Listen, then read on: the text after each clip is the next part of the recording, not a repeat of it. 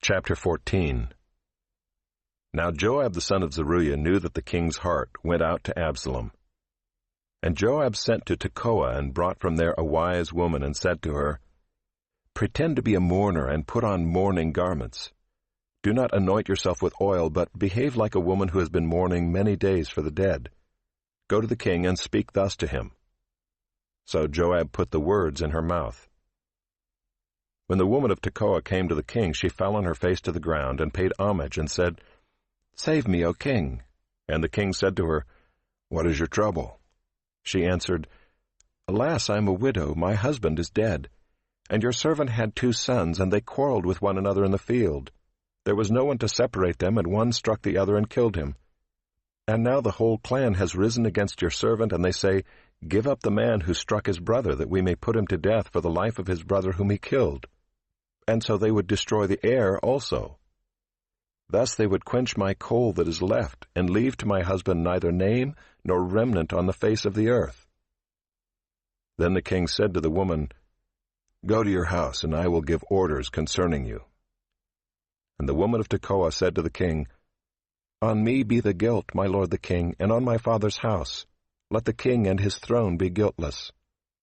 The king said, If anyone says anything to you, bring him to me, and he shall never touch you again. Then she said, Please let the king invoke the Lord your God, that the avenger of blood kill no more, and my son be not destroyed. He said, As the Lord lives, not one hair of your son shall fall to the ground. Then the woman said, Please let your servant speak a word to my lord the king. He said, Speak. And the woman said, Why then have you planned such a thing against the people of God? For in giving this decision the king convicts himself, inasmuch as the king does not bring his banished one home again. We must all die. We are like water spilled on the ground, which cannot be gathered up again. But God will not take away life, and he devises means so that the banished one will not remain an outcast. Now I have come to say this to my lord the king, because the people have made me afraid, and your servant thought, I will speak to the king. It may be that the king will perform the request of his servant. For the king will hear and deliver his servant from the hand of the man who would destroy me and my son together from the heritage of God.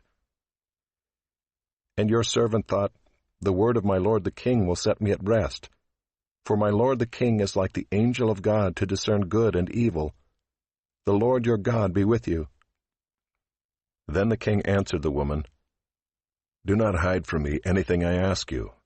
And the woman said, Let my lord the king speak. The king said, Is the hand of Joab with you in all this?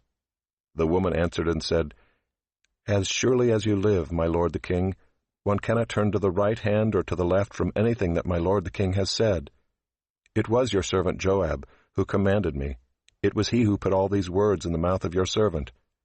In order to change the course of things, your servant Joab did this.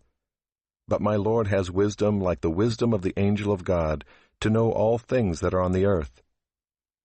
Then the king said to Joab, Behold, now I grant this. Go, bring back the young man Absalom.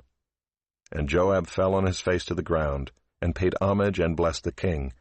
And Joab said, Today your servant knows that I have found favor in your sight, my lord the king, in that the king has granted the request of his servant. So Joab arose and went to Geshur and brought Absalom to Jerusalem. And the king said, Let him dwell apart in his own house. He is not to come into my presence. So Absalom lived apart in his own house and did not come into the king's presence. Now in all Israel there was no one so much to be praised for his handsome appearance as Absalom. From the sole of his foot to the crown of his head there was no blemish in him.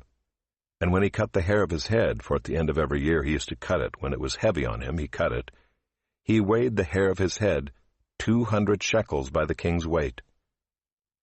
There were born to Absalom 3 sons, and 1 daughter whose name was Tamar. She was a beautiful woman.